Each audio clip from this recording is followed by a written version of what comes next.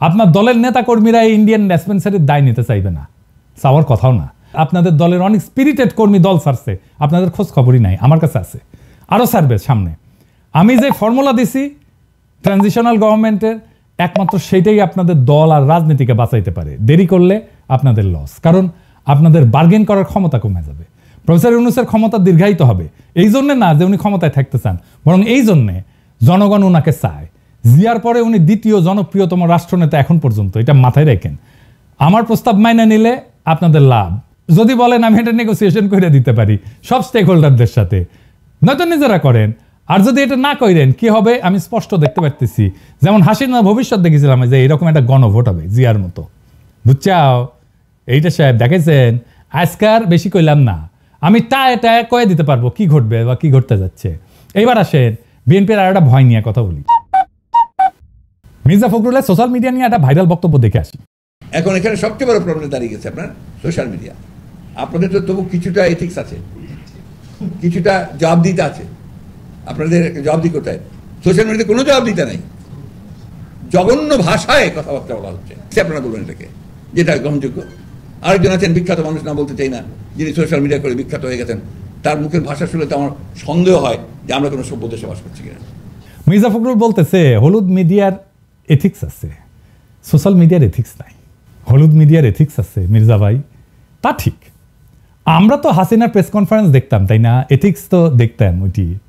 যারা 111 ঘটালো মিডিয়া থেকে, এথিক্স তো দেখছি, তাই না? ওইটি যারা ফ্যাসিবাদের বয়ান উৎপাদন করলো, এথিক্স তো দেখছি ওদের, তাই না? মিডিয়ার এথিক্স তো দেখলাম। যারা 21 আগস্ট গ্রেনেড হামলার সময় এটা বিএনপির কাজ বলেছিল, এথিক্স তো দেখলাম।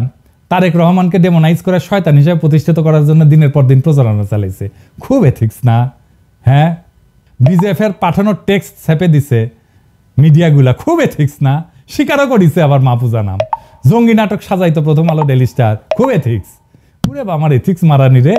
কালবেলা সম্পাদক যে আয়না ঘরে যায় আলেমদের টর্চার করার সময় ইন্টারোগেট করার টাইমে হাজির থাকতো, সেটা খুব এথিক্স না? আপনার এথিক্সের টিকি বান্দা তো চিন্ময় প্রভুপাদের সাথে। মির্জা ভাই মির্জা আব্বাসকে গালি দিছে শুয়োরের বাচ্চা বলিয়া, তাই খুব ঘোষা হয়েছেন। আপনি রাজনীতি করতে আসবেন, গালি খাবেন না? তাহলে মাস্টারি করেছিলেন, ওটাই করেন। ওবামাক ফিলিপাইনের প্রেসিডেন্ট বেশ্যার ছেলে বলে গালি দিছিল, পৃথিবীর সবচেয়ে ক্ষমতাধর লোককে বেশ্যার ছেলে বলে গালি দিছে, ওবামাক সহ্য করতে হয়েছে। আপনারাও গালি খাবেন, সহ্য করতে হবে। না সহ্য করতে পারলে হিমালয়ে গিয়ে সন্ন্যাসী হয়ে থাকেন। চিন্ময়ের সাথে তো খাতির আছেই। সোশ্যাল মিডিয়া নিয়ে উনি খুব বিলা, কারণ উনি জানেন ওনার ক্ষমতায় গিয়া এই সোশ্যাল মিডিয়ার তোপ সহ্য করতে পারবেন না। সকাল সন্ধ্যা ঠাপ খাইবেন খালি সোশ্যাল মিডিয়ার। ওনারা সোশ্যাল মিডিয়ার পাওয়ার দেখেছেন, তাই সোশ্যাল মিডিয়ার মুখ বন্ধ করতে চাচ্ছেন। ওনারা দেখেছেন ওনাদের নির্বাচনের বয়ান সোশ্যাল মিডিয়ায় জয় বাংলা করে দেওয়া হয়েছে কয়েকদিনে। আবার কইছেন সোশ্যাল মিডিয়া কুতুব আবিষ্কার হয়েছে। শুনেন, সোশ্যাল মিডিয়াতে কিছু নতুন নতুন, আমি বলি কুতুব আবির্ভূত হয়েছে। তারা বাংলাদেশকে কোথায় নিয়ে যেতে চায় আমি জানি না।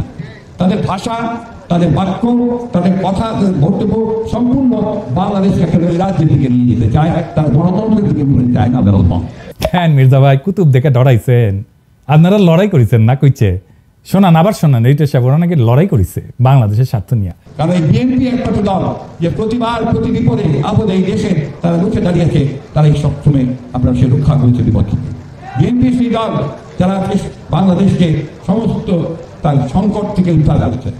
গপ্প মারান, দেশকে উদ্ধার করেছেন, গপ্প মারান। ছাত্ররা রুখে না দাঁড়ালে আমাদের আজকেও শুনতে হইতো ঈদের পরে তীব্র আন্দোলন করে তুলব। হ্যাঁ, সারা দেশের মানুষ আপনাদের দিকে তাকাইছিল। 2018 সালে নির্বাচনে গেলেন, ন্যূনতম প্রতিরোধ গড়ে তুলতে পারলেন না আওয়ামী লীগের বিরুদ্ধে। পিটাইলো, মাঠ ছেড়ে পালাইলেন আপনারা। 2023-এর 28 অক্টোবর প্রাণের ভয়ে রুখে দাঁড়াইতে পারেন না। আপনার দলের নেতা মির্জা আব্বাস বলতেছে, আবার এখন হারকিউলিস হয়ে গেছে মির্জা আব্বাস, প্রাণের ভয়ে দাঁড়াইতে পারে নাই। আপনার দলের কর্মীরা জান দিছে, গুম হয়েছে, জেলে গেছে, দেশ ছাড়া হয়েছে, আপনারা আরামেই ছিলেন। নেতারা কিচ্ছু করেন নাই, কিচ্ছু করেন নাই। 5ই মে হেফাজতকে ফেলাইয়া রেখে চলে গেছেন। ভুলি নাই এই বিশ্বাসঘাতকতা। আপনাদের কথা ছিল আপনারা খালেদা জিয়ার নেতৃত্বে অবস্থান নেবেন। ম্যাডাম খালেদা জিয়া খাবার দাবার কাপড় চোপড় নিয়ে প্রস্তুতি নিয়ে আসছিলেন, আপনারা ম্যাডামকে ফেরত পাঠিয়ে দিচ্ছেন। ওই 5ই মে হাসিনার পতন হয়, যদি আপনারা ওনাদের না ফেলায় চলে যেতেন। কোনোদিন সরি বলেন নাই। মানুষজনকে গণহত্যার মুখে ফেলায় চলে গেছেন, আজ আসছেন কুতুব বলতে।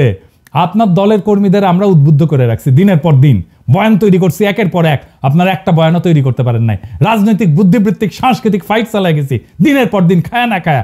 আপনাদের বক্তৃতায় আমাদের নাম এসছে প্রকাশ্যে, আমার নাম নিয়ে আপনি বক্তৃতা করছেন মির্জা ভাই নিজে হাসিনার আমলে।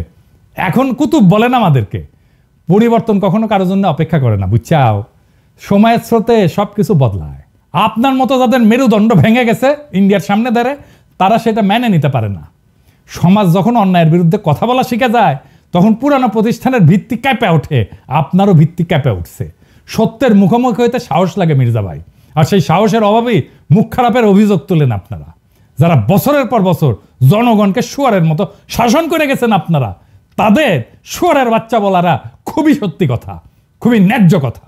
পরিবর্তন যখন দরজায় করা নাড়ে, তখন যারা বছরের পর বছর সুবিধার গতি আগ্রাইছিল, তাদের আরামায়েশের পৃথিবী কাঁপা ওঠে।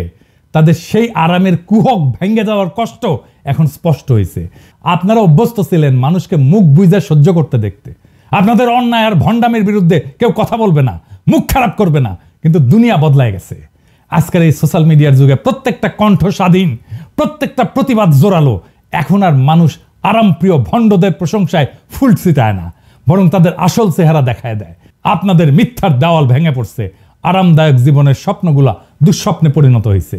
যাদের সবসময় সম্মানের মুখোশে ঢাকা ছিল মুখ, আজকে তাদেরই মুখোশ খুইলা গেছে একেবারে। সোশ্যাল মিডিয়া সেই আয়না যেখানে জনগণের ক্ষোভ প্রতিফলিত হয়, আর সেই আয়নায় নিজেদের কদর্য চেহারা দেখা আপনারা উন্মাদ হয়ে উঠছেন।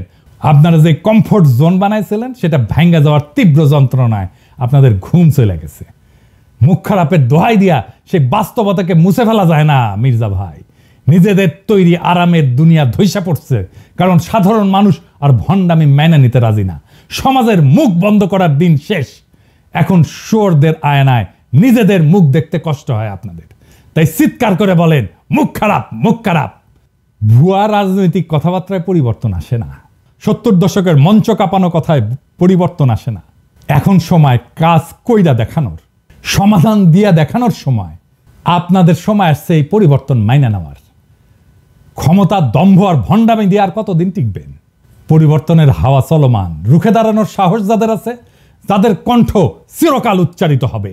এই চিৎকার, এই আর্তনাদ, এইটাই সেই ভেঙে যাওয়া দুনিয়ার প্রতিধ্বনি। আর এই প্রতিধ্বনি বলে দিচ্ছে যে পরিবর্তন অবশ্যম্ভাবী। আপনাদের দম্ভের গম্বুজগুলো একে একে ভেঙে পড়বে, আর সেইখান থেকে বেড়ে আসবে এক নতুন বাংলাদেশ, যেখানে সত্য বলার সাহস কেউ কোনোদিন হারাবে না।